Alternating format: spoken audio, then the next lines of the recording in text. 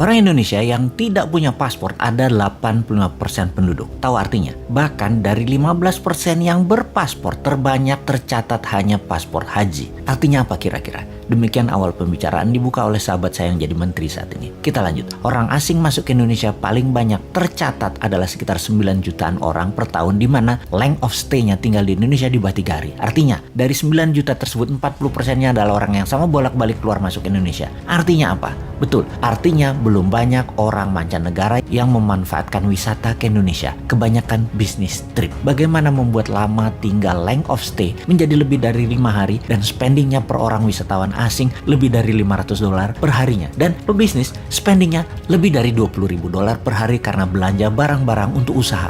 Kalau menjawab pertanyaan di awal paragraf tersebut, maka sesungguhnya 85% warga tidak pernah melihat apapun kemajuan negara lain seperti Tiongkok di mainlandnya, kemajuan Hong Kong, Singapura, Dubai, London, New York. Itu baru sisi kotanya. Belum lagi dari sisi wilayah industri dan usahanya. Pusat bisnis hulu, heavy industry, high-tech industry, digital IT industry, Silicon Valley, military industrial complex, farmasi industrial complex, food estate, dan lain sebagainya. Juga dapat dipastikan buku yang dibaca, informasi yang diterima sebatas kulit dan covernya saja. Ditambah lagi pasti tidak pernah berjumpa kaum bilioner properti atau properti mogul, whaler, bilioner Wall Street, venture kapitalis, bilioner entertainment, bilioner sport, bilioner heavy industry, bilioner food industry, precious metal bilioner, dan ratusan bilioner dari berbagai bidang usaha. Karya-karya kekinian, biomedical, RNA, dan DNA engineering, teknologi radar dan satelit, HARP, mesin perubah cuaca, nuklir, reaktor non-uranium,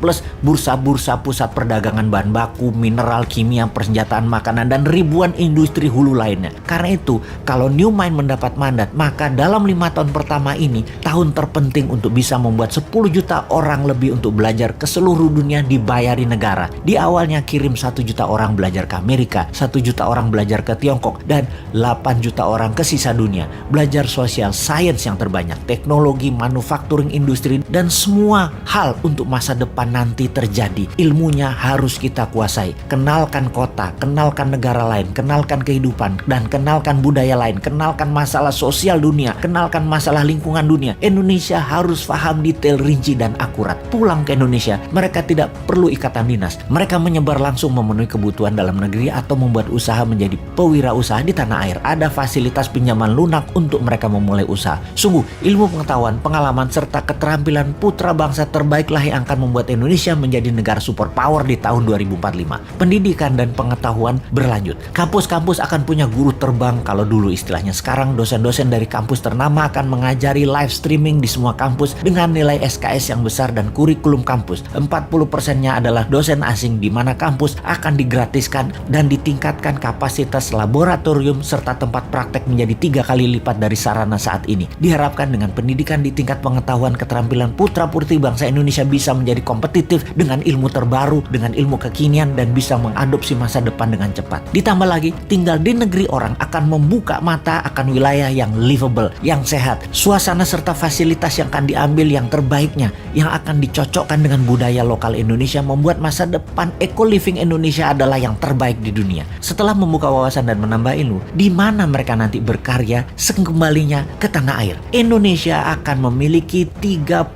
kek kawasan ekonomi khusus dengan luas rata-rata 3.000 hektar. Setiap kek akan memfokuskan pada beda-beda produksinya di setiap daerah di mana bisnis tersebut berada. Kita menargetkan setiap kek akan menampung 1 juta populasi, di mana saat ini kita sudah punya kek seperti Jababeka. Jababeka ada 1 juta orang hidup di sana, dan kawasan ekonomi khusus Jababeka GDP per kapitanya saat ini adalah 8 kali GDP per kapita nasional, yaitu $32.000. Indonesia akan punya 30 kek baru disebar di seluruh Indonesia. Ditarget dalam 20 tahun ke depan GDP per kapita kawasan kek mencapai $100.000 per kapitanya. Di kek, pengusaha tidak bayar pajak selama 5 tahun, juga mendapatkan kebebasan pajak free tax hingga 15 tahun untuk produk yang 100% ekspor. Free tax hingga 25 tahun untuk industri dengan tenaga kerja di atas 20.000 orang, dan produknya mayoritas untuk ekspor dengan bahan baku mayoritas dari dalam negeri. Kawasan kek adalah zona produksi, bisnis midstream, dan hilirisasi industri manufaktur. Kawasan di luar kek adalah penghasil atau hulu, bahan baku, juga kawasan pasar.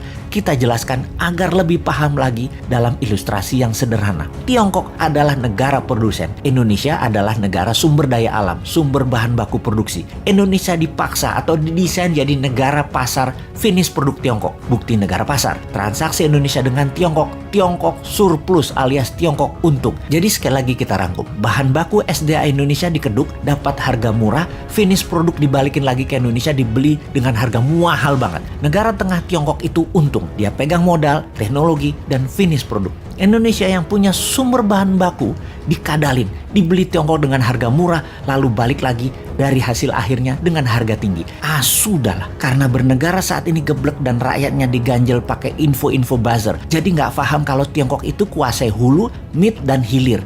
Kita yang ambiar. Jadi ke depan kita bagaimana? Ya seperti usulan di awal, buat kawasan ekonomi khusus, pakai printing money pembiayaannya. Kayak zaman Newman nanti adalah bagai Tiongkok yang kita geser ke dalam kawasan. Bahan bakunya dari dalam negeri, dikelola di dalam negeri, hasilnya untuk dalam negeri dan ekspor, itu baru jenius bernegaranya.